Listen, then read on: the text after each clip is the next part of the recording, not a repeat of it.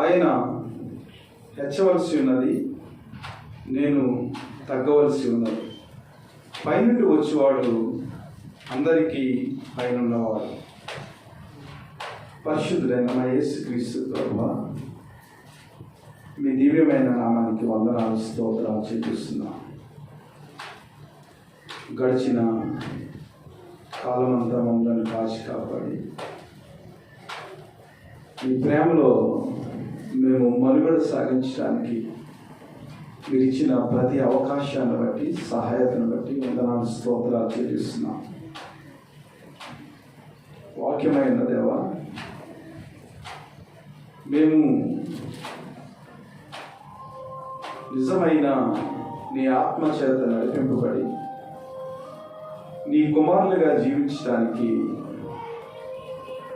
నీ వాక్యం ద్వారా మమ్మల్ని సరిచేసి నీ ఆత్మతో మాట్లాడి మమ్మల్ని దీవించి ప్రోత్సహించవలసిందిగా, మేలు చేయవలసిందిగా ఈ మనవులన్నీ మా ప్రభువైన యేసుక్రీస్తు నామాన అడిగి వేడుకొంచున్నాం పరమ తండ్రి. ఆమేన్. దేవుని నామానికి వందనాలు. కూడి వచ్చిన మీ అందరికీ ప్రత్యేకమైన వందనాలు తెలియజేస్తున్నా. ఈరోజు మనం నేర్చుకోవాల్సింది దేవుని యొక్క దృష్టిని మనం ఎలాగ ఆకర్షించగలం. దేవుని యొక్క దృష్టిలో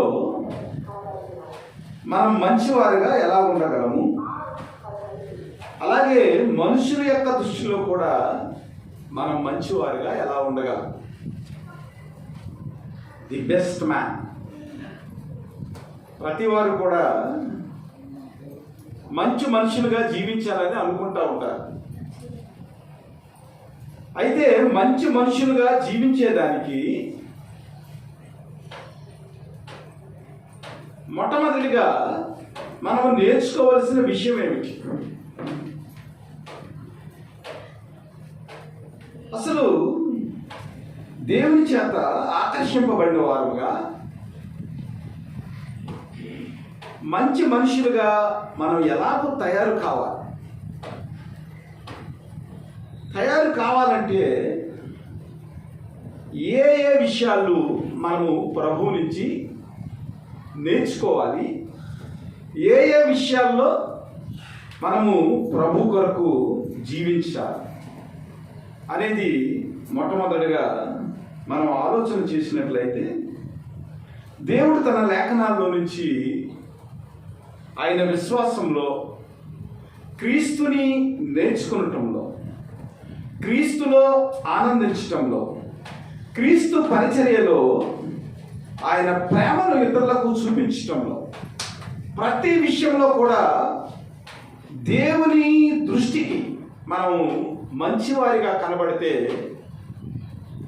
ఆటోమేటిక్గా మనుషుల యొక్క దృష్టిలో కూడా మంచివారుగా ఉంటాం. ఇక్కడ పరిశుద్ధాత్మ దేవుడు యోహాను గారి ద్వారా మనతో మాట్లాడుతూ ఉన్నారు. అసలు ప్రభువైన యేసుక్రీస్తుని ఎలాగా అంగీకరించాలి, ఆయన గురించి మనం ఎలాగ ఆలోచించాలి, ఆయన గురించిన ఆలోచనలో మన జీవితాన్ని మంచిగా ఎలా పట్టుకోవాలి అనేది ఇక్కడ మనం నేర్చుకోవాల్సిన విషయం. లేఖన భాగాన్ని గురించి ఆలోచన చేసినట్లయితే, అటు తర్వాత యేసు తన శిష్యులతో కూడా యోదయ దేశంలోకి వచ్చి అక్కడ వారితో కాలము గడుపుచు బాప్తిస్మం ఇచ్చుచుండారు. సాలీమి దగ్గర నున్న ఐనోను స్థలమున నీళ్లు విస్తారముగా ఉండేవి కనుక యోహాను కూడా అక్కడ బాప్తిస్మం ఇచ్చుచుండారు. జనులు వచ్చి బాప్తిస్మము పొందుచుండారు. ప్రభువైన యేసుక్రీస్తు దగ్గరికి నికోదేము వచ్చాడు. నికోదేము వచ్చి ప్రభువైన యేసుక్రీస్తు గురించి అనేక విషయాలు తెలుసుకుంటా ఉన్నాడు. నీవు దేవుడి నుంచి వచ్చావు కాబట్టి దేవుని విషయాలు నువ్వు మాట్లాడుతూ ఉన్నావు. దేవుడు నీకు తోడుగా ఉన్నాడు కాబట్టి నువ్వు సూచక క్రియలు చేస్తూ ఉన్నావు. అయితే ఒక మనిషిలో నిజమైన పరివర్తన రావాలంటే, నిజమైన వ్యక్తిగా, ది బెస్ట్ మ్యాన్గా, ఒక మంచి మనిషిగా మారాలంటే దాని గురించి నేను ఏం చేయాలి? నికోదేము చాలా మంచి పదవిలో ఉన్నాడు కాబట్టి రాత్రిపూట ప్రభువైన యేసుక్రీస్తుని కలుసుకుంటానికి, యేసుక్రీస్తుతో రహస్యంగా మాట్లాడటానికి. ఎందుకంటే అప్పటికే యేసుక్రీస్తు గురించి చాలా వ్యతిరేకమైన భావనలు ఉన్నాయి. యేసుక్రీస్తు ఒక మోడ్రన్ బోధ చేస్తూ ఉన్నాడు. ధర్మశాస్త్రం ప్రకారము శారీరకమైన బోధ కాకుండా, భౌతికమైన బోధ కాకుండా, ఆత్మ సంబంధమైన బోధ, ఆత్మ సంబంధమైన దీవెనల కొరకు ప్రభువైన యేసుక్రీస్తు వారు బోధిస్తూ ఉన్నారు. ఈ విషయాలన్నీ నికోదేముకి, అనగా ధర్మశాస్త్రం గురించి అవగాహన ఉన్న ఒక మంచి పరిసయుడు కాబట్టి నికోదేముకి కొన్ని విషయాలు అర్థం అవుతున్నాయి. అయితే ప్రభువైన యేసుక్రీస్తుని కలుసుకునేదానికి కొంత ఇబ్బంది ఉంది. తనకున్న అధికారం రీత్యా, తాను నివసిస్తున్న ఆ పరిస్థితుల రీత్యా కొన్ని అవాంతరాలు, అడ్డంకులు ఉన్నాయి నికోదేముకి. ప్రభువైన యేసుక్రీస్తు దగ్గరికి వచ్చి మాట్లాడిన తర్వాత ప్రభువు స్ట్రైట్గా ఒక మాట చెప్పాడు. ఒకడు కొత్తగా జన్మించితేనే కానీ అతడు దేవుని రాజ్యంను చూడలేడని నిశ్చయముగా నీతో చెప్తున్నాను. కొత్తగా జన్మించా, ఒక మంచి వ్యక్తిగా మనం రూపాంతరం చెందాలంటే దేవునిలోనూ అలాగే మనుషులకు యోగ్యకరమైన రీతిలో మనం జీవించాలంటే ఆ వ్యక్తి నూతనముగా జన్మించిన అనుభవంలోనికి రావాలి. అంతేకాకుండా ఆ అనుభవంలోనికి వచ్చిన వ్యక్తి దేవుని రాజ్యానికి సరిపడిన గుణగణాలు సంతరించుకుని ఉండాలి. మనిషిలో మార్పు రావాలి, ప్రవర్తనలో మార్పు రావాలి. అంతేకాకుండా ఆ మార్పు ఎలాంటిదై ఉండాలంటే దేవుని యొక్క రాజ్యానికి సరిపడిన ప్రవర్తన అయి ఉండాలి. నికోదేము దేవునితో మాట్లాడి, మరి ముసలివాడైన వాడు మరలా తల్లి గర్భం నుంచి కొత్తగా ఎలాగ జన్మిస్తాడు అని ప్రశ్న వేశాడు. ప్రభువైన యేసుక్రీస్తు వారు ఏమన్నారంటే, నీటి మూలముగాను ఆత్మ మూలముగాను జన్మించితే కానీ దేవుని రాజ్యములో ప్రవేశించడని నేను నిశ్చయముగా చెప్తున్నాను. శారీరక మూలముగా జన్మించినది శరీరమును, ఆత్మ మూలముగా జన్మించినది ఆత్మనై ఉన్నది అంటున్నాడు. అంటే ఒక వ్యక్తి జీవితంలో మార్పు ఎలాగ రావాలంటే శారీరక పరమైన మార్పులు కాదు కానీ ఆత్మపరమైన మార్పులు రావాలి. అంటే మనిషి ప్రవర్తించే తీరులో శారీరకపరమైన, బాహ్యపరమైన అలంకరణలోను, బాహ్యపరమైన మాటల్లోనూ మార్పు కాదు కానీ దేవుడిచ్చిన ఆత్మ ఏదైతే ఉందో, నీటి మూలముగాను ఆత్మ మూలముగాను, అనగా వాక్య మూలముగాను పరిశుద్ధాత్మ ద్వారాను వాడు సంధింపబడి తన జీవితంలో ఒక మార్పు వచ్చినప్పుడు ఏమవుతుందంటే ఆ వ్యక్తి నూతనముగా జన్మించిన వ్యక్తిగా, అంటే పరిశుద్ధమైన వ్యక్తిగా, దేవుని రాజ్యానికి సరిపడిన ప్రవర్తన కలిగిన వ్యక్తిగా ఆ వ్యక్తిలో మార్పు వస్తుందని ప్రభువైన యేసుక్రీస్తు వారు మాట్లాడారు. అలాగ మాట్లాడుతూ ఆ రక్షణ, ఆ మార్పు ఎలాగ వస్తుందనేది పాత నిబంధన కాలంలో ఉన్న సాదృశ్యాన్ని, ఇశ్రాయేలీలు మరి సర్పాన్ని, కంచు సర్పాన్ని చూసినప్పుడు వారి జీవితంలో ఉన్న ఆ తెగులు ఏదైతే ఉందో, మనం ఆత్మీయంగా మనం అర్థం చేసుకున్నట్లయితే ఆత్మీయపరమైన ఆ ప్లేగు ఏదైతే ఉందో, ఆత్మపరమైన రోగం ఏదైతే ఉందో, అది ప్రభువైన యేసుక్రీస్తు అనే ఆ రాజు కల్వరి శిలువలో పైకెత్తబడినప్పుడు ఇశ్రాయేలు ఎలాగైతే పైకెత్తబడిన సర్పాలను చూసి, ఇత్తడి సర్పాన్ని చూసి వారు విమోచించబడ్డారో, అలాగే కల్వరిగిరిలో పైకెత్తబడిన ప్రభువైన యేసుక్రీస్తుని చూసి నీవు పశ్చాత్తాపడినట్లయితే, ఆయన ప్రేమను తెలుసుకున్నట్లయితే నీలో నిజమైన పశ్చాత్తాపాన్ని కూర్చిన లేదా నిజమైన ఆ నీటిని గూర్చిన, ఆత్మను గూర్చిన ఆ రూపాంతర స్థితి నీలోనికి వస్తుందని ప్రభువైన యేసుక్రీస్తు వారు ఎక్స్ప్లెయిన్ చేసి ఆయన ఏమన్నాడంటే, చాలామంది ప్రభువైన యేసుక్రీస్తులో ఎదగలేకపోతున్నారు, చాలామంది ప్రభువైన యేసుక్రీస్తులో తమ జీవితాలను స్థిరపరచుకోలేకపోతున్నారు. ఎందుకు జరుగుతుంది అంటే వారి క్రియలు చెడ్డవి గనక వారు క్రీస్తుని ప్రేమించలేకపోతున్నారు. వారి క్రియలు చీకటి క్రియలు గనక వారు చీకటిలోనే నడుస్తున్నారు కానీ వెలుగులోనికి రాలేకపోతున్నారు. ఒకవేళ మంచి వ్యక్తులైతే, సత్యవర్తనులైతే తమ క్రియలు దేవుని మూలంగా కనబడతాయి కాబట్టి వారి క్రియలను బట్టి, ప్రవర్తన బట్టి దేవుని యొక్క ప్రత్యక్షత లేదా దేవుని యొక్క వెలుగు వారి జీవితాల్లో వస్తుందని నికోదేముకి దేవుడు ఒక వ్యక్తి మంచిగా జీవించేదానికి, ఒక వ్యక్తి రూపాంతర స్థితిలో, రూపాంతర అనుభవంలో నీటి మూలముగా, ఆత్మ మూలముగా బాప్తిస్మం పొందిన వ్యక్తి యొక్క స్థితి ఎలా ఉంటుంది వెలుగుమయంగాని ఆయన చెప్తా ఉన్నాడు. ఇలాగ ప్రభువైన యేసుక్రీస్తు వారు చెప్తా ఉంటుంటే యేసుక్రీస్తు యొక్క ఆ బోధలను చూసి, యేసుక్రీస్తు యొక్క మాటలను చూసి వారు అక్కడ ఉన్న జనాంగం ఎవరైతే ఉన్నారో వారందరూ కూడా ప్రభువైన యేసుక్రీస్తు దగ్గరికి వచ్చి బాప్తిస్మం పొందుతూ ఉన్నారు. ఇలాగ బాప్తిస్మం పొందుతూ ఉంటే అక్కడ సలీము దగ్గర ఉన్న ఐనోను స్థలమున నీళ్లు విస్తారముగా పారుచుండెను గనుక యోహాను కూడా అక్కడ బాప్తిస్మం ఇస్తా ఉన్నాడు. ఇది is a wonderful theological study అన్నమాట. చాలా అద్భుతమైన దేవుని యొక్క సేవలో, దేవుని యొక్క పరిచర్యలో, ముఖ్యంగా పాస్టర్స్ గురించిన ఒక గొప్ప లెసన్. విశ్వాసులుగా మనం దాన్ని అడాప్ట్ చేసుకోవాలి మన జీవితానికి. ఒక సేవలో వ్యక్తుల మధ్య దేవుని రాజ్యాన్ని విస్తరించడంలో ఎలాగా మనుషుల యొక్క పద్ధతులు ఉండాలి, ఎలాగ మంచి వ్యక్తులు దేవుని సేవలో కొనసాగుతూ ఉంటారు అనే దాని గురించి చాలా ఒక చక్కని ఆ యోహాను ద్వారా మనం నేర్చుకోవాల్సిన విషయాలు ఇక్కడ ఉన్నాయి. ఇక్కడ నీళ్లు ఎక్కువగా పారుతూ ఉన్నవి. అక్కడ యోహాను గారు కూడా బాప్తిస్మం ఇస్తూ ఉన్నారు.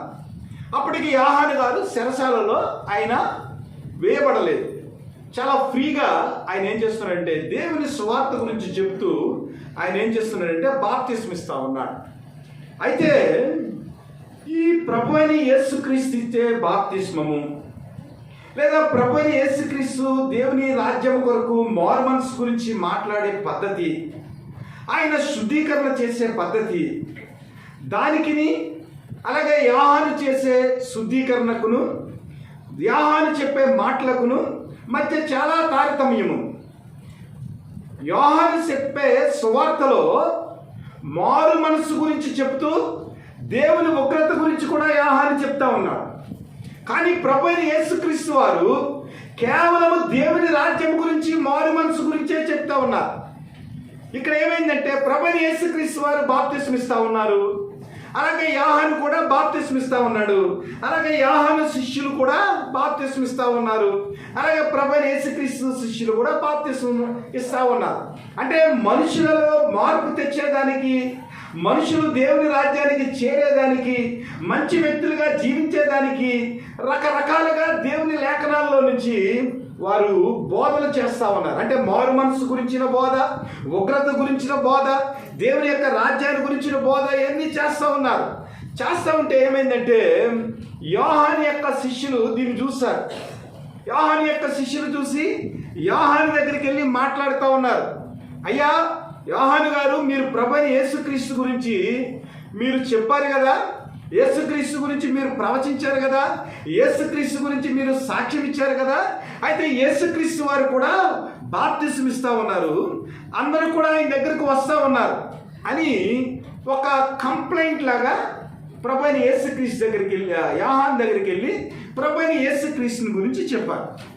చెప్పినప్పుడు యోహాను గారు ఏమంటున్నారంటే, తనకు పరలోకం నుంచి అనుగ్రహింపబడితేనే కానీ ఎవడును ఏమియు పొందనేరడు, నేను క్రీస్తును కాదనియు ఆయన కంటే ముందుగా పంపబడిన వాడే అని చెప్పినట్లు మీరే నాకు సాక్షులు. పెండ్లి కుమార్తె గలవాడు పెండ్లి కుమారుడు అయితే నిలువబడి పెండ్లి కుమారుని స్వరము వినని స్నేహితుడు ఆ పెండ్లి కుమారుని స్వరం విని మిక్కిలి సంతోషించును. ఈయన సంతోషము పరిపూర్ణమై ఉన్నది. ఆయన హెచ్చవలసి ఉన్నది, నేను తగ్గవలసి ఉన్నది. ఇక్కడ మనం నేర్చుకోవాల్సిన ఒక గొప్ప పాఠం ఏమిటంటే, ఏ వ్యక్తి అయినా, ఏ సేవకుడైనా, ఏ విశ్వాసి అయినా ప్రభువైన యేసుక్రీస్తుని గురించిన నిజమైన అవగాహన కలిగి ఉండాలి. ఈ రోజున ఏమవుతుందంటే, దేవుని గూర్చిన బోధ లేదా దేవుని గూర్చిన అవగాహన ఏమీ లేక ఏమవుతుందంటే, ఎవరు పరలోకము నుంచి దేవుడిచ్చిన అధికారం చెప్పిన బోధిస్తా ఉన్నారు, ఎవరు తమ ఇష్టమైన ఇచ్చలను బట్టి సేవలోకి వచ్చారు. ఈ విషయాల గురించి ఎవరు కూడా పట్టించుకుంటం లేదు. అయితే వారి యొక్క బోధ కానీ, వారి యొక్క ఆలోచనలు కానీ ఎలా ఉన్నావంటే, మనుషులను తన వైపు ఆకర్షించుకుంటానికి ప్రయత్నాలు చేస్తున్నారు కానీ యేసు ప్రభు వైపు మనుషులను తిప్పేదానికి, లేదా మనుషుల యొక్క జీవితాల్లో మార్పు రప్పించి వాక్యాన్ని బోధించి వారిని యేసుక్రీస్తు రాజ్యంలోనికి చేర్చేదానికి, యేసు వైపు తిప్పేదానికి ఎవరు కూడా ప్రయాసపడతలేదు. అంటే వ్యక్తులు ఎలా ఉన్నారంటే, మనుషులకు లేదా విశ్వాసులకు యేసుక్రీస్తును చూపించకుండా తమ్మును తాము చూపించుకునే ఆ స్థితిలోనికి ఈ రోజున సంఘాలు వెళ్ళిపోయినాయి.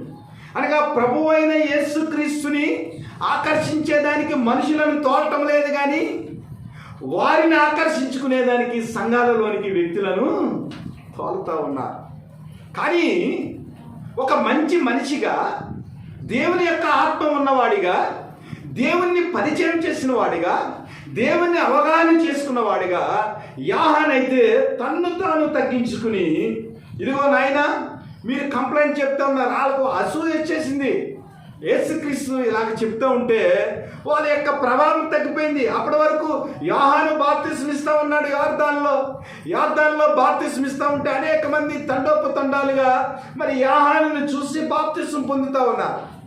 ప్రభువైన యేసుక్రీస్తు వారు ఎప్పుడైతే వచ్చారో వారి యొక్క ఇన్ఫ్లుయెన్స్ తగ్గిపోయిన తర్వాత వారి యొక్క ఆ కోపం ఏదైతే ఉందో, అసూయ ఏదైతే ఉందో దాని గురించి యోహానికి చెప్తా ఉన్నారు. కానీ యోహాను దేవుని మనస్సు కలిగి ఉన్నవాడు కాబట్టి, దేవుని యొక్క స్వరూపం ఏంటో తెలుసు కాబట్టి, దేవుని యొక్క లేఖనాల్లో యేసుక్రీస్తు ఏమై ఉన్నాడు, అసలు యేసుక్రీస్తు ఎందుకు వచ్చాడో ప్రతిదీ కూడా తెలిసి ఉన్నాడు. కాబట్టి ఏం చేశాడంటే, నాయనా మరి ప్రభువైన యేసుక్రీస్తుకి ఆ అధికారం ఎలా వచ్చింది, ఆ బాప్తిస్మం గురించి లేదా పశ్చాత్తాపం గురించి, మారు మనసు గురించి, దేవుని రాజ్యం గురించి చెప్పడానికి అధికారము మరి పరలోకం నుంచి దేవుడు అనుగ్రహించితేనే కానీ ఎవ్వడు ఏమీ పొందలేడు.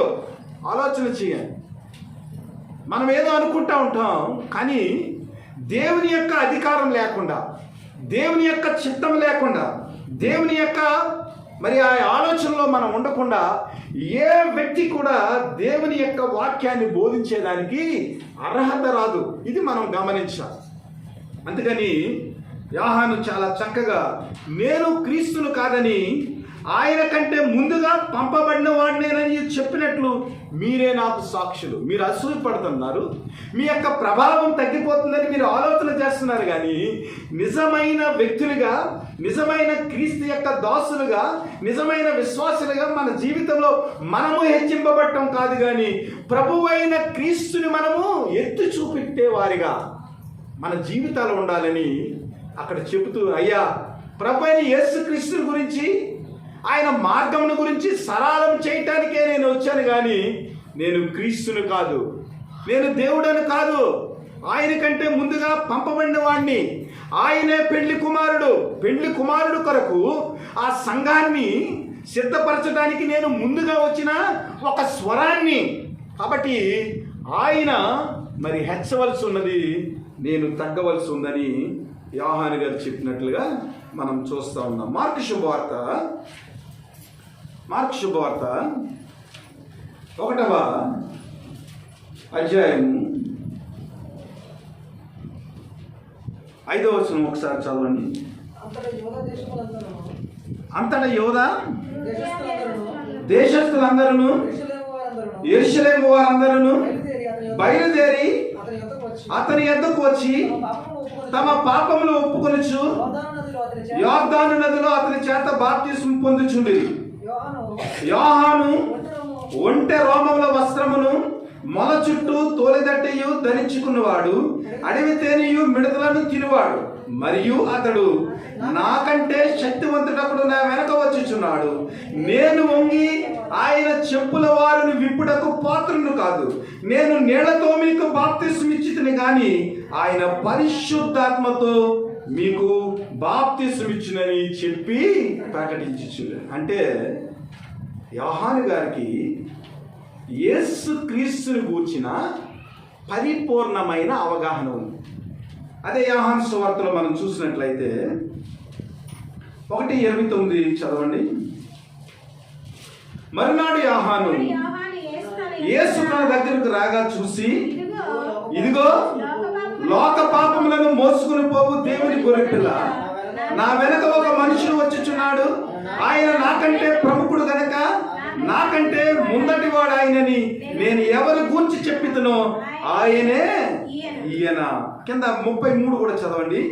నేను ఆయనను ఎరుగనైతిని గాని నీళ్లలో బాప్తిస్మం ఇచ్చుటకు నన్ను పంపినవాడు నీవెవని మీద ఆత్మ దిగి వచ్చి నిలుచుట చూతువో ఆయనే పరిశుద్ధాత్మలో బాప్తిస్మం ఇచ్చుచున్నాడని నాతో చెప్పెను.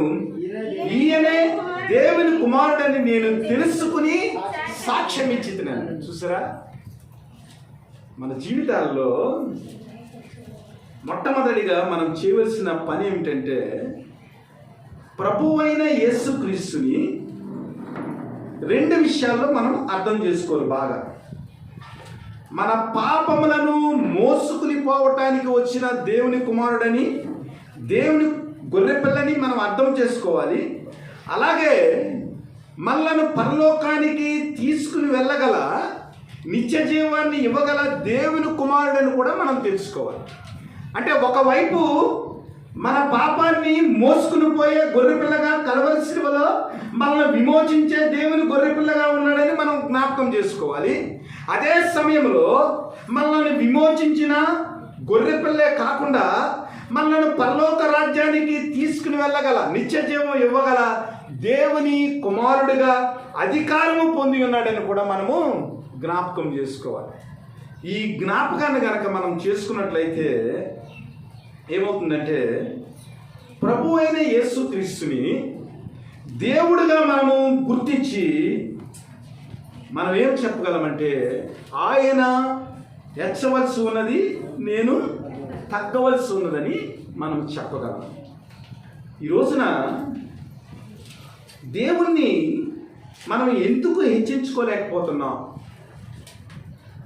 దేవుణ్ణి మన జీవితంలో ఎందుకు ప్రదర్శించలేకపోతున్నామంటే ఒకే ఒక కారణం అండి. మన సెల్ఫ్ని మనం హెచ్చించుకుని క్రీస్తుని మనం కింద పెడతాము.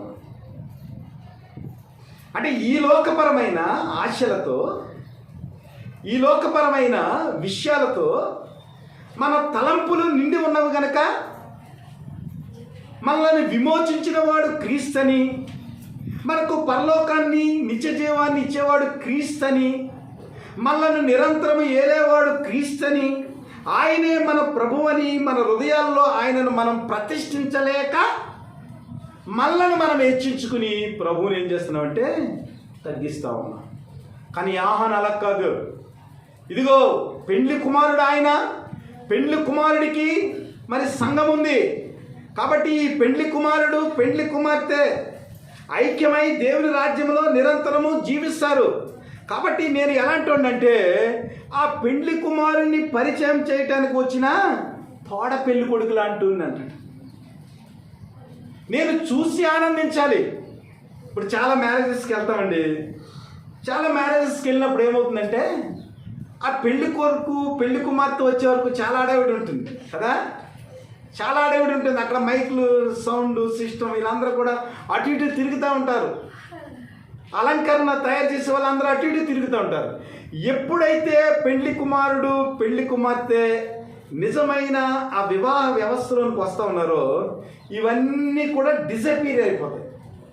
అవేమి కనపడవు. కానీ మనకి ఆ పెళ్లి ఈవెంట్లో ఎవరు కనపడతారంటే పెళ్లి కుమారుడు కనపడతాడు, పెళ్లి కుమార్తె కనపడతాడు, ఇంకెవ్వరూ కనిపించదు.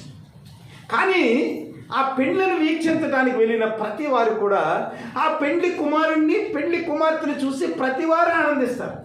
అసలు పెళ్లికి వెళ్ళేదే వారిని ఆస్వాదించడానికి, ఆ పెళ్లిని చూసి మనం ఆనందించడానికి.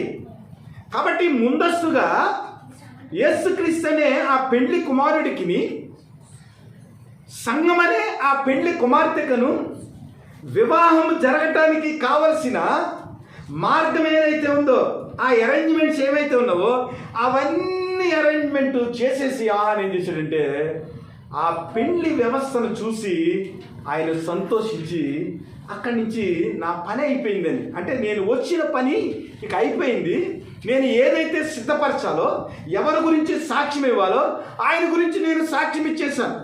ఆయన వచ్చాడని మీరు అసూయపడుతున్నారు, కానీ ఇదిగో నేను ఇచ్చిన సాక్ష్యము గొప్పది.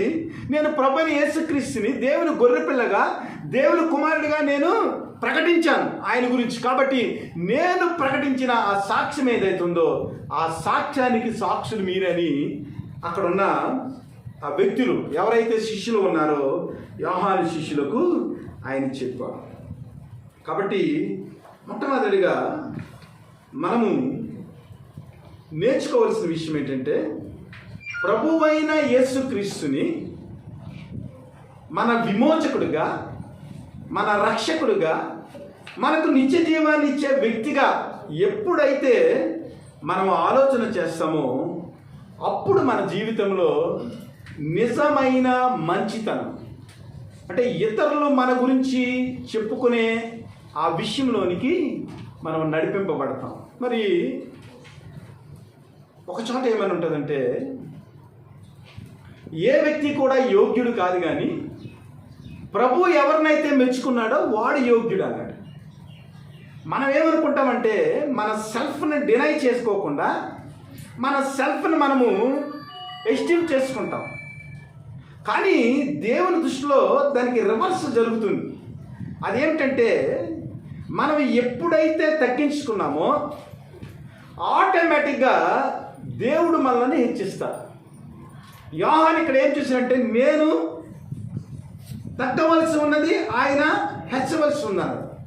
కానీ దేవుడు యోహాన్ని ఎలా హెచ్చించాడో ఒక మాట చూద్దాం. మత్తయి శుభవార్త 11వ అధ్యాయము 11వ వచనం. మత్తయి శుభవార్త 11వ అధ్యాయము. స్త్రీలు కన్న వారిలో బాప్తీసమిచ్చి యోహాను కంటే గొప్పవాడు పుట్టలేదని నిశ్చయముగా మీతో చెప్పుచున్నాను. అయినను పరలోక రాజ్యములో అల్పుడైన వాడు ఇతని కంటే గొప్పవాడు. ఇక్కడ రెండు హెచ్చింపులు ఉన్నాయి. ఒకటి ఏమిటంటే యోహాను ప్రభువైన యేసుక్రీస్తుని హెచ్చించాడండి. హెచ్చించినందుకు యోహాను గురించి దేవుడు ఎంత గొప్ప మాట మాట్లాడాడంటే స్త్రీలు కనిన వారిలో బాప్తీసునిచ్చి యోహాను కంటే గొప్పవాడు పుట్టలేదని నిశ్చయముగా మీతో చెప్పుచున్నాను. యోహాను అక్కడ ఏమన్నాడు? ఆయన హెచ్చవలసి ఉన్నది, నేను తగ్గవలసి ఉన్నదన్న. కానీ బాప్తీసునిచ్చి యోహాన్ని దేవుడు ఎంత చక్కగా హెచ్చించాడో చూడండి. స్త్రీలు కనిన వారిలో బాప్తీసునిచ్చి యోహాను కంటే గొప్పవాడు పుట్టలేదని నిశ్చయముగా మీతో చెప్పుచున్నానని. అంటే ఈ సూర్య చంద్రులు ఉన్నంత కాలము, బైబిల్ ఈ లోకంలో ప్రకటించుచున్నంత కాలము కూడా బాప్తిస్మిచ్చి యోహాను గురించి సాక్ష్యము చెప్పకుండా ఏ సంఘము కూడా ఉండదు. అయితే దేవుని దృష్టిలో యోహాను లాగా మనము కూడా తగ్గించుకుని ఉంటే, ప్రభువుని హెచ్చిస్తే యోహాను కంటే కూడా గొప్ప ఆధిక్యత దేవుడు మనకిచ్చాడు. చూడండి, అయినను పరలోక రాజ్యములో అల్పుడైన వాడు అతని కంటే గొప్పవాడు. ఎవరికంటే? స్త్రీలు కనిన వారిలో గొప్పవాడు ఎవరు? బాప్తిస్మిచ్చి యోహాను. కానీ ప్రభు దృష్టిలో మనల్ని మనం తగ్గించుకుని ఆయనకు విధేయత చూపించి ఆయన రక్షణను మనము గైకొని ఆయనను ప్రకటించేవారిగా, ఆయనను క్రీస్తుగా, ఆయనను నిత్య జీవించే రక్షకుడిగా మనం ఆలోచన చేసి ఆయనను మన జీవితం ద్వారా హెచ్చించి మనం తగ్గించుకున్నట్లయితే యోహాను, బాప్తిస్మిచ్చి యోహాను కంటే కూడా పరలోక రాజ్యంలో అల్పుడైన వాడు గొప్పవాడు. అంటే క్రీస్తు ఇచ్చిన విమోచన ఏదైతే ఉందో, క్రీస్తు ఇచ్చిన రక్షణ ఏదైతే ఉందో, అది బాప్తిస్మిచ్చి యోహానుకున్న ఘనత కంటే కూడా ప్రభువైన యేసుక్రీస్తులో ఆయన రక్తంలో మనకిచ్చిన ఘనత చాలా గొప్ప. దీన్ని బట్టి దేవుని బిడ్డలుగా దేవునికి మనం ఎంత విధేయత చూపించాలి, ఎంత తగ్గించుకోవాలి. దేవుని సేవా కార్యక్రమాల్లో మనకంటే గొప్ప దైవజనులు లేదా మనకంటే వాక్యాన్ని వివరించగలిగిన వారు, మనకంటే పరిశుద్ధులు, మనకంటే ప్రార్థనా పరులు ఎవరైతే ఉన్నారో ప్రతి వారిని కూడా మనం ఏం చేయాలి? గౌరవించాలి. బాప్తిస్మిచ్చి యోహాను ఎలాగైతే ప్రభువైన యేసుక్రీస్తుని స్వాగతించాడో, ఎలాగైతే ఈ లోకానికి లోకరక్షకుడిని పరిచయం చేశాడో, అలాగే మన సంఘాలలో ఎవరైనా మనకంటే ఎక్కువగా బోధించేవారు ఉంటే, మనకంటే ఎక్కువగా ప్రార్థించేవారు ఉంటే, మనకంటే ఎక్కువగా దేవుని యొక్క సహవాసంలో వారు ఎదుగుతూ ఉన్నట్లయితే మనం కూడా ఏం చేయాలి? వారిని హెచ్చించేవారిగా ఉండాలి, వారికి ఘనతనిచ్చేవారిగా ఉండాలి.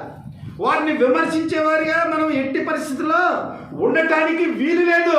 ఎందుకంటే పరలోకము నుంచి దేవుడు అధికారం ఇస్తేనే కానీ ఎవడు కూడా బోధించలేడండి. పరలోకం నుంచి దేవుడు ఆత్మ ఇస్తేనే కానీ, ఆత్మ పొందుకున్నవాడే కానీ ఎవడు కూడా ప్రభు కొరకు ప్రార్థన చేయలేడండి. ఉపవాసం గురించి రోమాపత్రికలో మాట్లాడుతూ అంటాడు, ఇదిగో తినుడువాడు తినేదాన్ని బట్టి దేవుని స్తుతిస్తాడు, తిననివాడు తినకనే దేవుని స్తుతిస్తాడు.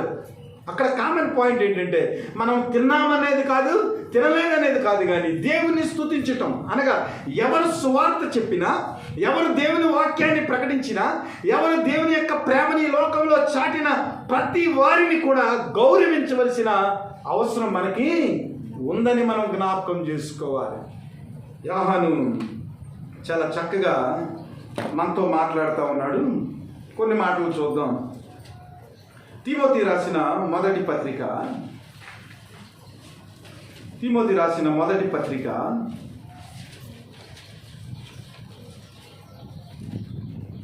5వ అధ్యాయము 17వ వచనం.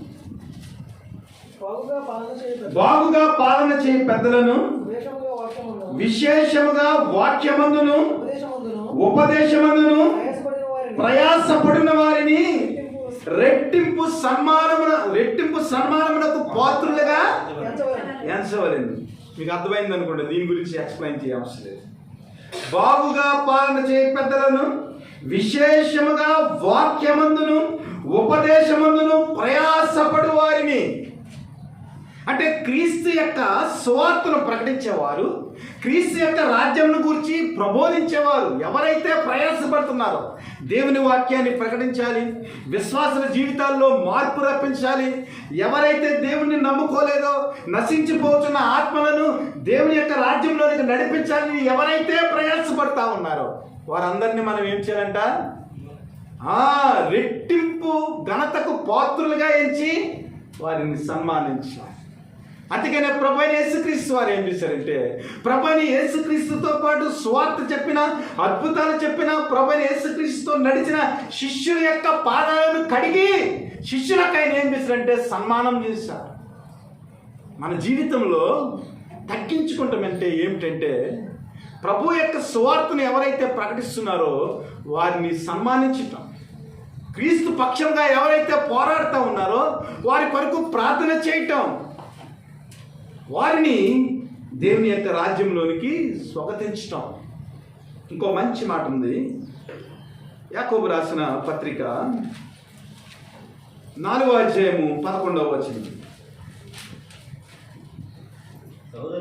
సహోదరులారా, ఒకరికి విరుద్ధముగా ఒకడు మాట్లాడుకుడి, తన సహోదరునికి విరోధముగా మాట్లాడి తన సహోదరునికి తీర్పు తీర్చువాడు ధర్మశాస్త్రమునకు వ్యతిరేకంగా మాట్లాడి ధర్మశాస్త్రమునకు తీర్పు తీర్చుచున్నాడు. నీవు ధర్మశాస్త్రమునకు తీర్పు తీర్చిన యెడల ధర్మశాస్త్రమును నెరవేర్చువాడవు కాక న్యాయము విధించువాడవై ఉన్నావు. సరే సహోదరులారా, ఒకరికి విరోధముగా ఒకడు మాట్లాడుకుడి. అర్థం చేసుకోవాలి. దేవుని యొక్క వాక్యాన్ని మనం అర్థం చేసుకోవాలి. అర్థం చేసుకున్నప్పుడు దేవుని యొక్క ప్రేమ ఏమిటో మనకు అర్థమవుతుంది. కాబట్టి దేవుని యొక్క సేవలో, దేవుని యొక్క కృపలో ఎవరైనా దేవుని సేవ చేస్తూ ఉంటే వారిని చూసి మనం సంతోషించే వారిగా ఉండాలి. పెండ్లి కుమారుడు గలవాడు పెండ్లి కుమారుడు అయితే నిలబడి పెండ్లి కుమారుని స్వరము వినేటివాడు సంతోషించేవాడు. ఈయన సంతోషము పరిపూర్ణమై ఉన్నది, ఆయన హెచ్చవలసి ఉన్నది, నేను తగ్గవచ్చు. పైనుండి వచ్చేవాడు అందరికీ పైనున్నవాడు, భూమి నుండి వచ్చేవాడు భూ సంబంధి అయి భూ సంబంధమైన సంగతుల గురించి మాట్లాడు. పరలోకము నుండి వచ్చేవాడు అందరికీ పైగా ఉండి తాను కన్న వాటిని గూర్చి విన్న వాటిని గూర్చి సాక్ష్యం ఇచ్చుచు ఆయన సాక్ష్యమును ఎవడను అంగీకరింపు. అంటే ప్రభువైన యేసుక్రీస్తు వారు పరలోకం నుంచి వచ్చారు. దేవుని యొక్క పరలోకపు స్థితిని, యేసుక్రీస్తుని ఎవరైతే అర్థం చేసుకున్నారో వారందరూ కూడా పరలోక సంబంధమైన వ్యక్తులుగా కనబడతా ఉన్నారు. అలాగే భూలోక సంబంధమైన వ్యక్తులు పరలోక సంబంధమైన వ్యక్తులను గమనించలేరు.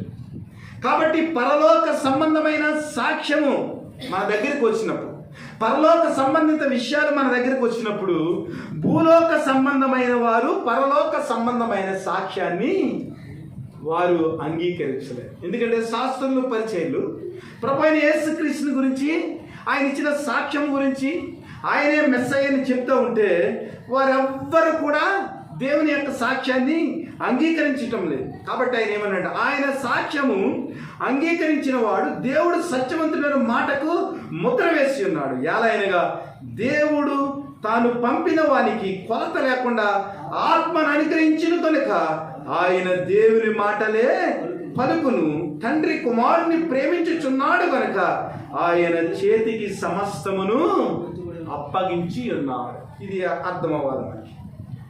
దేవుని యొక్క అధికారం గురించి, దేవుని యొక్క సాక్ష్యం గురించి మనకు అర్థం కావాలి. అలాగ అర్థమైనప్పుడు ఏమవుతుంది, దేవుడు సత్యవంతుడనే మాటకు మనం ఏమి చేసామంట, ముద్ర వేశాం. అంటే దేవుడు సత్యవంతుడు, ఆయన రక్షకుడు, ఆయన సృష్టికర్త, ఆయన విమోచనకర్త, ఆయన పరలోకం నుంచి వచ్చినవాడు, తండ్రి చేత పంపబడినవాడు, అందరికంటే పైనున్నవాడు. ఈ విషయాలన్నీ మనకు అర్థమైనప్పుడు ఏమవుతుందంటే మన జీవిత సాక్ష్యం ఏదైతే ఉందో ఆ సాక్ష్యము దేవుడు సత్యవంతుడనే మాటకు మనం ముద్ర వేసిన వారిగా మనం కనబడతాం. అలా కాకుండా మనము విధేయత లేకుండా మన యొక్క ఆ హ్యూమిలిటీ ఏదైతే ఉందో, అంటే దేవుని పాదాల చెంత మనం తగ్గించుకునే స్థితి ఏదైతే ఉందో, అలాగే మనలో దేవుని రాజ్యం గురించి లేదా దేవుని వాక్యం గురించి ఆ స్వార్థం లేని జీవితం ఏదైతే ఉందో, అలాగే దేవుని చూసి ఆనందించేవారిగా తృప్తి కలిగిన జీవితం ఏదైతే ఉందో అదేం చేస్తుందంటే యేసుక్రీస్తు సత్యవంతుడు, యేసుక్రీస్తు యొక్క సాక్ష్యము గొప్పది, ఆయన పరలోకం నుంచి వచ్చిన దేవాతి దేవుడని మనము ఏం చేస్తామంటే మన జీవితం ద్వారా, మన యొక్క ప్రవర్తన ద్వారా ఆయనకు ముద్ర వేసేవారిగా ఉంటాం. దీని గురించి ఒక మాట చూద్దాం. యోహాను సువార్త యోహాను మొదటి పత్రిక 5వ అధ్యాయము 10వ వచనం. దేవుని కుమారుని యందు విశ్వాసముంచువాడు తనలోనే ఈ సాక్ష్యము కలిగి ఉన్నాడు. దేవుని నమ్మనివాడు ఆయన తన కుమారుని గూర్చి ఇచ్చిన సాక్ష్యమును నమ్మలేదు కనుక అతడు దేవుని అబద్ధికునిగా చేసిన వాడే. ఆ సాక్ష్యం ఏదనగా దేవుడు మనకు నిత్య జీవము దయచేసెను, ఈ జీవము ఆయన కుమారుని యందు ఉన్నది, దేవుని కుమారుని అంగీకరించువాడు జీవము గలవాడు, దేవుని కుమారుని అంగీకరింపనివాడు జీవము లేనివాడు. ఇంత సింపుల్. దేవుని యొక్క సాక్ష్యాన్ని మనం అంగీకరించకుండా, దేవుని యొక్క కుమారుని యందు మనం విశ్వాసం ఉంచకుండా ఉండినట్లయితే మనము మన చేతులతోనే దేవుడిచ్చే ఆ నిత్య జీవాన్ని మనము మన చేతులతోనే మనం తుడిపేసుకున్నట్టు. యేసుక్రీస్తు యొక్క సాక్ష్యాన్ని బట్టి, ఆయన యందు ఎవడైతే విశ్వాసం ఉంచాడో ఆ విశ్వాసాన్ని బట్టి మనమందరము కూడా ఆయన దయచేసిన నిత్య జీవంలోనికి అర్హులుగా మనం ఏం చేస్తున్నామంటే పరలోక రాజ్యానికి మన మార్గాన్ని మనమే సిద్ధం చేసుకున్నట్టు. దాన్ని బట్టి మనం ఏం చేస్తామంటే దేవుని యొక్క కుమారుడు సత్యవంతుడని మనము ఆయనకు ముద్ర వేసాం. ఒకవేళ మనము నమ్మనట్లయితే, ప్రభు యేసుక్రీస్తుని మనం నమ్మనట్లయితే, ప్రభు యేసుక్రీస్తుకి మనము సాక్షులుగా జీవించలేకపోయినట్లయితే, మనల్ని మనం హెచ్చించుకుని ఆయనను తగ్గించినట్లయితే వచ్చే ప్రమాదం ఏమిటంటే ప్రభువు అయిన యేసుక్రీస్తుని మనము అబద్ధికునిగా చేసినట్లు. మీరు జ్ఞాపకం చేసుకుంది. ఎందుకు బాప్తిస్మ ఇచ్చి యోహాను నేను తగ్గవలసి ఉన్నది, ఆయన హెచ్చవలసి ఉన్నది అని ఎందుకు మాట్లాడాడంటే, ఒకవేళ ఆ సాక్ష్యాన్ని కలిగి ఉండకపోతే, ఆయన తగ్గించుకుని ఉండకపోతే యోహాను జీవితంలో ప్రభువు అయిన యేసుక్రీస్తుని అబద్ధికుడిగా చేసినట్లు. అనగా ప్రభు అయిన యేసుక్రీస్తునందు విశ్వాసం ఉంచకపోయినా, ప్రభు అయిన యేసుక్రీస్తుని మన జీవితం ద్వారా ప్రకటించకపోయినా, ప్రభు అయిన యేసుక్రీస్తు గురించి సాక్ష్యం లేకపోయినా యేసుక్రీస్తుని మనము అబద్ధికుడిగా చేసినట్లు. తగ్గింపు జీవితం లేకపోతే, సహవాస జీవితం లేకపోతే, క్రీస్తుని గౌరవించకపోతే, క్రీస్తు యొక్క సేవకులను లేదా క్రీస్తు యొక్క వాక్యం కొరకు, క్రీస్తు రాజ్యం కొరకు ప్రయాసపడుతున్న వారిని మనము హానర్ చేయలేకపోతే క్రీస్తుని మనం ఏం చేసినట్లు? అబద్ధికునిగా చేసినట్లు. దీనికి ఆత్మీయంగా లోతుగా మనం అర్థం చేసుకుంటే, దేవుని యొక్క సాక్ష్యమును ఎవడైతే తిరస్కరించాడో, దేవుడు పరలోకం నుంచి రాలేదని ఎవడైతే అన్నాడో, ప్రభు అయిన యేసుక్రీస్తు దేవుని కుమారుడని ఎవడైతే ఒప్పుకోలేదో, ప్రభు అయిన యేసుక్రీస్తునందు విశ్వాసం ఉంచలేదో, ప్రభు అయిన యేసుక్రీస్తు దగ్గర తగ్గించుకోలేదో, వాడు ఎవరితో సమానం అంటే తండ్రి కుమారుని ఒప్పుకొనని వాడు వీడే క్రీస్తు విరోధి. ఫైనల్గా యోహాను గారు ఏం చెప్తున్నారంటే, ప్రభు అయిన యేసుక్రీస్తుని మీరు అంగీకరించకుండా, ఆయన యందు విశ్వాసం ఉంచకుండా మీరు హెచ్చింపు జీవితంలో మీరు జీవించినట్లయితే మీరు క్రీస్తుకి విరోధులుగా ఉన్నారని జ్ఞాపకం చేసుకోండి అని అంటున్నాడు. కాబట్టి ప్రియ దేవుని బిడ్డలారా, విషయాలన్నీ మనం నేర్చుకోవాలి. చాలా విస్తృతమైన పాఠము, ముందుకు వెళ్ళిపోతా ఉన్నాం. ఎలా అనగా, దేవుడు తాను పంపిన వారికి కొలత లేకుండా ఆత్మ అనుగ్రహించిన కనుక ఆయన దేవుని మాటలే పలుకును. తండ్రి కుమారుని ప్రేమించుచున్నాడు కనుక ఆయన చేతికి సమస్తము అప్పగించి ఉన్నాడు. కుమారుని యందు విశ్వాసం ఉంచువాడే నిత్య జీవం గలవాడు. కుమారునికి విధేయత కానివాడు జీవము చూడడు కానీ దేవుని ఉగ్రత వాని మీద నిలిచి ఉంది. ఇది మనం జ్ఞాపకం చేసుకుని మన జీవితాల్లో ది బెస్ట్ మ్యాన్ కింద మనం ఉంటున్నామా లేదా? ఒక్క రెండు మాటలు చూద్దాం. రోమపత్రిక 14వ అధ్యాయం, రోమపత్రిక 14వ అధ్యాయం 18వ వచనం.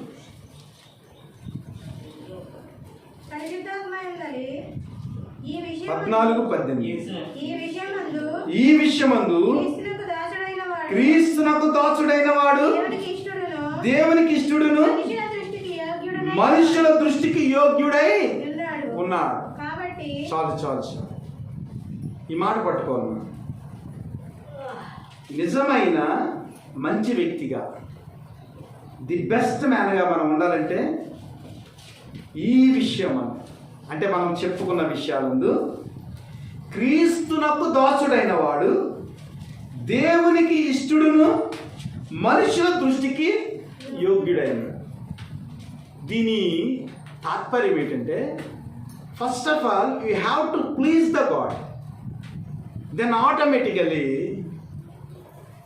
You are pleasing to men also కదా. మొట్టమొదటిగా మనం ఏం చేయాలి? క్రీస్తుకి దాసులుగా ఉండాలి, దేవునికి ఇష్టలుగా ఉండాలి.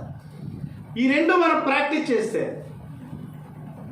మరి ఇంకా లెసన్ ముందుకెళ్తే దేవునికి దాసులుగా ఎలా ఉండాలి, దేవునికి ఇష్టలుగా ఎలా ఉండాలి? చాలా పెద్ద పాట. సింపుల్గా మాట చెప్పాలంటే, దేవునికి దాసుడైన వాడు అంటే సర్వెంట్ అనేవాడికి ఏమీ ఉండకూడదు. మరి ఏమి ఉండాలి అంటే క్రీస్తు తప్ప ఏమి ఉండకూడదు. ఇప్పుడు నేను పాస్టర్ గారు ఉన్నాను అనుకో, నన్ను నేను హెచ్చించుకున్నాను అనుకో, దేవుని దాసుడిగా వచ్చింది అనుకో, నా ఆస్తి అంతా ఏం చేయాలి? సంఘానికి ఇచ్చేయాలి. నా ఆస్తి ఎవరికి ఇవ్వాలి?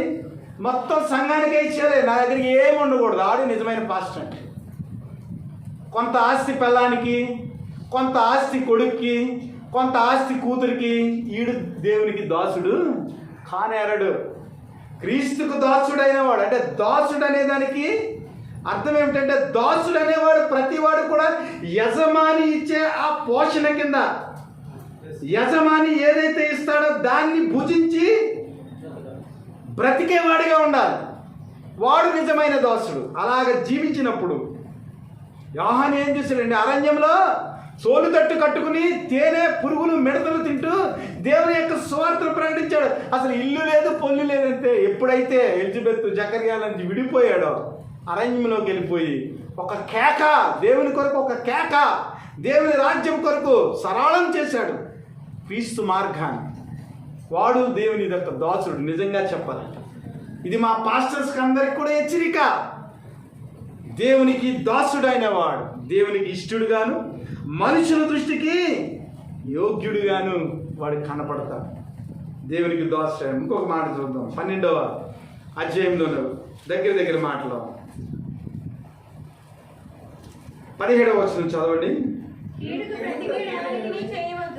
కీడుకు ప్రతికీడు ఎవరికి నీ చేయవద్దు, మనుషులందరి దృష్టికి యోగ్యమైన వాటిని గూర్చి ఆలోచన కలిగి ఉండు. The best man. ఒకవైపు దేవునికి దాసుడిగా ఉండాలి, దేవునికి ఇష్టడుగా ఉండాలి, మనుషులందరి దృష్టికి యోగ్యమైన వాటిని గురించి కూడా మనం ఏం చేయాలి? ఆలోచన చేయాలి. అంటే మనుషులను త్రోసివేయకూడదు, కానీ మనుషుల దృష్టికి యోగ్యమైన వాటి గురించి మనం ఆలోచన కలిగి ఉండాలి. అప్పుడు ది బెస్ట్ మ్యాన్గా ఉండాలి. దేవునికి దాసుడుగా ఉండాలి, దేవునికి ఇష్టడుగా ఉండాలి. ఆటోమేటిక్గా మనుషుల దృష్టికి అందరికీ కూడా మనం యోగ్యులుగా కనబడతాం. అదే సమయంలో మనుషుల దృష్టికి యోగ్యమైన వాటి గురించి మనము ఆలోచన కలిగి ఉండాలి. అంటే మేలు చేసేవారిగా ఉండాలి. ఇన్ని విషయాలు మనకి రాయబడి ఉన్నవి కాబట్టి దేవుని బిడ్డలారా, మన జీవితాల్లో మంచిగా నడుచుకునేదానికి మన ప్రవర్తన ఎలా ఉంటుంది? మనం హెచ్చించుకునే వారిగా ఉన్నామా, తగ్గించుకునే వారిగా ఉన్నామా, దేవునికి విధేయత కలిగి ఉన్నామా, దేవునికి ఇష్టలుగా జీవిస్తూ ఉన్నామా, మనుషుల దృష్టి అందరికీ కూడా యోగ్యమైన సంగతులను మనము ఆలోచన చేయగలుగుతున్నామా, దేవుని యొక్క సాక్ష్యాన్ని మన జీవితం ద్వారా ఇతరులకు చూపించగలుగుతున్నామా, అసలు దేవుని కుమారుని కూర్చిన విశ్వాసము సాక్ష్యము మన జీవితాల్లో ఉందా? యేసుక్రీస్తుని పరిపూర్ణమైన విశ్వాసంతో మనం వెంబడిస్తూ ఉన్నామా? ఆయన అధికారానికి మనం పలుకుతూ ఉన్నామా? ఆలోచన చేసుకోండి. ఎలాంటి పరిస్థితుల్లో మనం జీవిస్తూ ఉన్నాం? ప్రభువుని రక్షకుడిగా మనం అంగీకరించామా? అంగీకరిస్తే ఆయన అధికారం కింద మనం ఉన్నామా? ఆయన ఏది చెబితే దాన్ని వినేదానికి, పాటించేదానికి. అసలు నిత్య జీవం మనకు ఉంటే ఇంకేం కావాలండి? అసలు నిత్య జీవమే మనదైతే క్రీస్తుకు దాసులుగా మనం ఎందుకు ఉండలేకపోతున్నాం? ఎందుకు తగ్గించుకోలేకపోతున్నాం? ఎందుకు మనల్ని మనం హెచ్చించుకుంటున్నాం? ఎందుకు విధేయత లేదు? ఎందుకు ఆ సెల్ఫిష్నెస్ పోతలేదు మనలో కదా? ఆ యొక్క ఆడంబరం, ఆ తగ్గింపు, ఆ స్వార్థం, ఆ అసూయ మనకి ఎందుకు మన జీవితంలో ఇంకా నిలిచి ఉన్నాయి? ఇవన్నీ కూడా ఆలోచన చేసుకోండి. గలతీయులకు రాసిన పత్రిక 6వ అధ్యాయం 3వ వచనం. 6వ అధ్యాయం 3వ వచనం. ఎవడైనను ఒట్టివాడైండి తెలుసుకున్న ఎడల తన్ను తానే మోసపరచుకును. మనం ఏం చేస్తామంటే తగ్గించుకోకుండా మనం ఒట్టివారమై ఉండి తాను ఎన్నికైన వాడిని ఎంచుకునేలా తనను తానే మోసపుచ్చుకుంటున్నాడు. అంటే మనం పెద్ద గొప్పోళ్ళమని, మనం ఎన్నిక చేయబడిన వారమని, క్రీస్తు కంటే గొప్పవారమని, క్రీస్తు యొక్క అధికారానికి లోపడవలసిన పని లేదని మనకు మనమే ఫరో ఇచ్చించుకున్నట్లు కదా. అలాగే చేస్తే ఏమవుతుంది తెలుసా?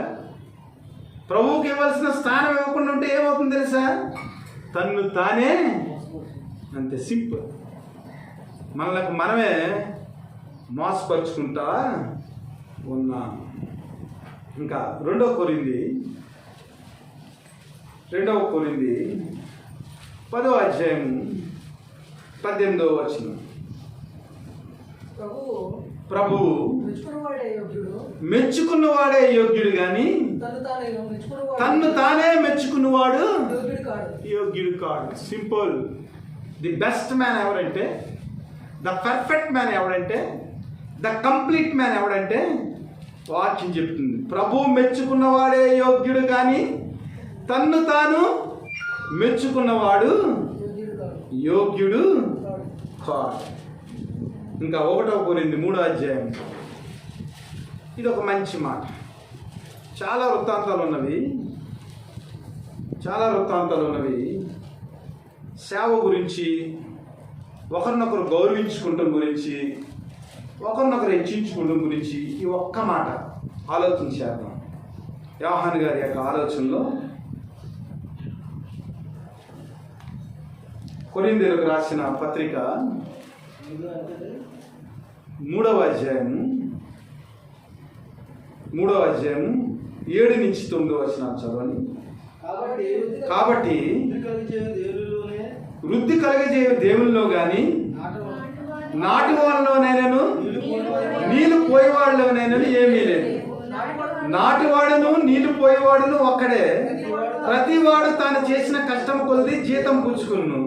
మేము దేవుని జత పని వారమై ఉన్నాము, మీరు దేవుని వ్యవసాయమును గృహమునై ఉన్నారు. సింపుల్. అంటే ఎవరు చేసిన బోధ, ఎవరు వాక్యం చెప్పినా ఎవడికెవడు మరి హెచ్చించుకోవాల్సిన పని లేదు. కానీ సమస్తము జరిగించేవాడు ఎవరన్నమాట? ప్రభువైన యేసుక్రీస్తు వారే. అయితే ఆయన ఏం చేస్తారంటే, ఆయన వచ్చినప్పుడు మనం చేసిన పనిని బట్టి ఆయన మనకు జీతం ఇస్తారు. మనం అందరం కూడా ఎవరు అన్నమాట? దేవుని యొక్క తోటలో జత పనివారమై ఉన్నాం. నాటేవాడు ఆయనే, నీళ్లు పోసేవాడు ఆయనే, మన కష్టానికి జీతం ఇచ్చేవాడు కూడా ఆయనే. మనం అందరం ఎవరు అన్నమాట? దేవుని యొక్క వ్యవసాయంలో దేవుని యొక్క పనివారమై ఉన్నాము, జీతము పుచ్చుకున్న వారమై ఉన్నాము, దేవుని యొక్క గృహమై ఉన్నాము.